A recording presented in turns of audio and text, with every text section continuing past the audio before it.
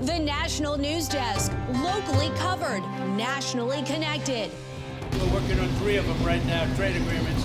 We're doing 3. Historic trade deal inked, the trade solution with one of America's strongest allies, and a new American pope now leading the faithful. Pope Leo XIV resume and plan for the future of the Catholic Church. And anti-Semitism erupts again on college campuses. The most recent protests on Columbia University as lawmakers grill leaders for change.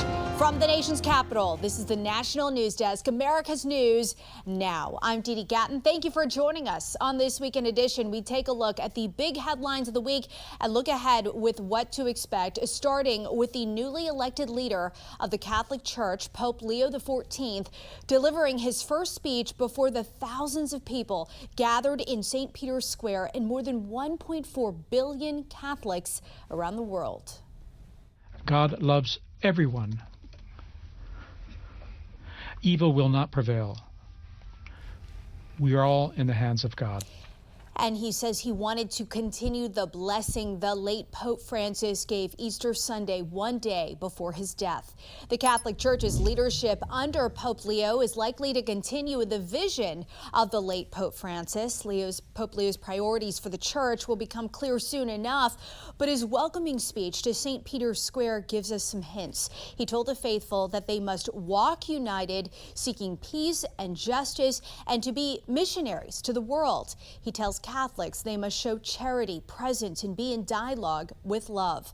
When we look at the numbers, it was indeed a historic moment. 133 cardinal electors, the most ever, voted inside the Sistine Chapel to elect 65-year-old Cardinal Robert of Prevost as the 267th Pope. It took 4 rounds of voting for them to reach their decision, just 2 days after starting the conclave, making it one of the shortest. And a look at the White House now, where President Trump and UK Prime Minister Keir Starmer announced the framework of a trade agreement this week. They say the terms will be mutually beneficial, but double-digit tariffs on British goods coming into the U.S.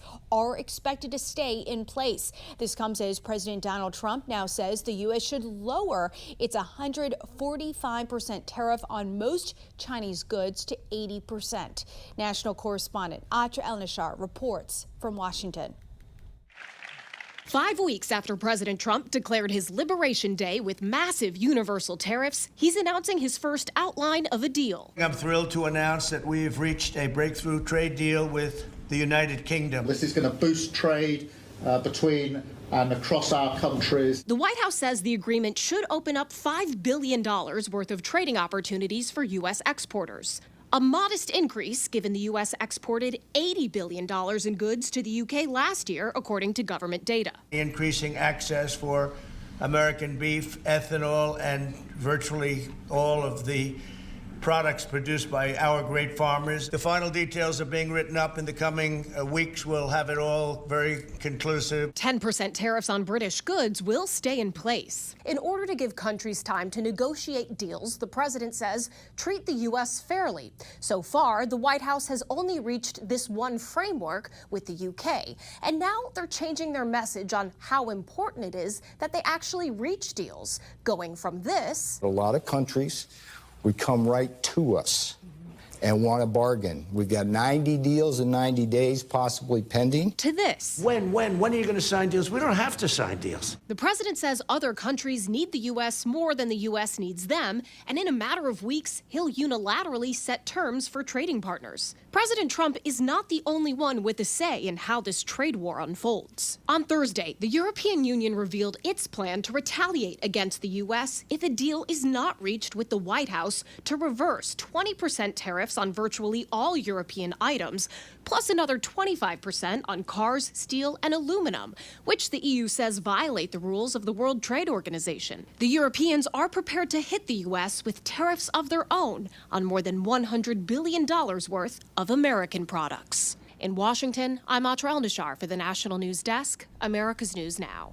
The Federal Reserve says interest rates are staying where they are for now at around 4.25%. The Fed cited risks of higher unemployment and inflation fears. The bank's primary focus is on keeping employment levels high as well as prices low. Aggressive tariffs threaten both efforts. Despite economic headwinds, Federal Reserve Chairman Powell says policymakers have some room to work with in determining where to go with rates.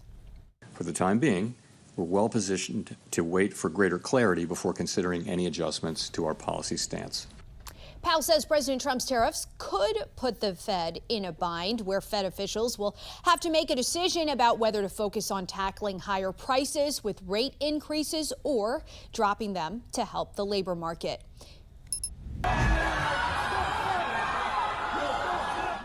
Dozens of anti-Israel activists taken into custody after an hours-long standoff at Columbia University. More than 100 activists stormed the college's library, pushing past security as students prepared for finals. The NYPD made at least 75 arrests after the university's president said she requested the help of officers to clear the building when protesters refused to leave despite being warned. Secretary of State Marco Rubio announced the federal government is reviewing the visa status of the trespassers and vandals who took over the library, adding that pro-Hamas thugs are no longer welcome in our great nation. This comes as America's elite universities have been the main stage for anti-Israel protests on college campuses. But a GOP-led House committee wants to show it's not just an issue for the Ivy League. Here's national correspondent Kayla Gaskins. Another crop of college presidents summoned to Capitol Hill to answer to reports of rampant anti-Semitism on their campuses. The incidents we'll be discussing with our witnesses today are truly appalling and shameful. Wednesday's hearing echoed similar ones held during the last Congress that resulted in the presidents of Harvard, Columbia, and UPenn handing in their resignations. Calling for the genocide of Jews on Harvard's campus. I can assure you we have robust What actions have been taken? I'm not asking. Actions underway. This time, the leaders of Haverford, DePaul, and California Polytechnic sat in the hot seat. This type of behavior will not be tolerated. This goes beyond the Ivy League or the elite colleges. And for the most part, gave contrite, apologetic answers. I am deeply sorry. I know there are areas where we must and will do better. Congresswoman Elise Stefanik, though, pressing for specifics. I am asking you, was there any disciplinary action taken? Disciplinary action can include expulsion and... I'm not asking what it can include. I'm asking, was it taken? Again, these university presidents who are former presidents fail to answer these direct questions. Meanwhile, Democrats on the committee highly critical of the hearing's premise. Instead of engaging with this topic genuinely and constructively, we have another performative hearing. So was the legal expert called to testify, former ACLU legal director David Cole. While such speech obviously causes deep harm, the greater danger is giving government officials the power to censor speech by labeling it anti-Semitic, racist, or sexist. For the college presidents, it's not just their jobs on the line, but also federal funding to their university, something GOP lawmakers have already threatened if adequate changes are not made to address anti-Semitism. In Washington, I'm Kayla Gaskins, reporting for the National News Desk, America's News Now. President Trump is floating the idea of giving moms a $5,000 baby bonus, an incentive aimed at boosting the country's declining birth rate, which has been falling since 2007. Emma Wither of the Fact Check team joining us now to discuss. So childcare alone is astronomical. What is the average cost of having a baby today? Yeah, it's like three times what they're offering with this baby bonus. It's a lot of money. So on average, it costs families about $18,865 to give birth here in the U.S. That's all according to investors Investopedia. Now, even with insurance, families are still paying nearly $3,000 out of pocket under these large group health plans. So, yeah, it's a pretty penny. Not cheap. No. Are birth rates that low to the point where the government needs to pay women to have children? It definitely seems like a concern here. According to the CDC, birth rates in the U.S. went up just 1% in 2024. That's still hovering near record lows. And more than 3.6 million babies were born last year. The fertility rate, though, is now about 1.6 births per woman, far below the 2.1, which is needed to keep the population steady without needing immigration. So, All right. Emma, thank you. Much more to this. Emma's going to be back in a few minutes with a look at other ways the Trump administration is hoping to encourage Americans to grow their families. Still ahead, locker room controversy, growing concerns about an investigation of 3 young teen boys who raised concerns a biological girl was allowed to use their school's locker room in Northern Virginia. How the students' parents are responding.